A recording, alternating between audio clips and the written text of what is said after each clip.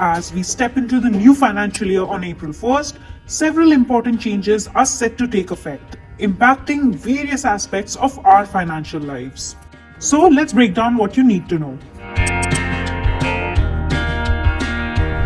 Starting April 1st, 2024, the new tax regime will be implemented by default. This means that unless you choose to opt for the old tax structure, your taxes will be calculated based on this new system.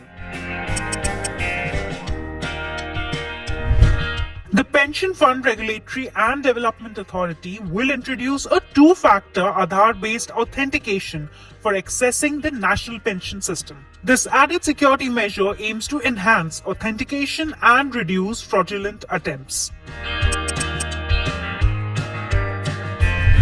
From April 1st, if you haven't updated the KYC of your car's FASTag with the bank, you may face problems.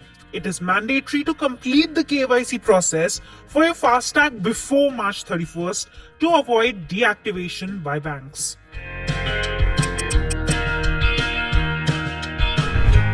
Investors must redo their KYC by March 31st to continue mutual fund transactions, and e-insurance issuance will become mandatory from April 1st.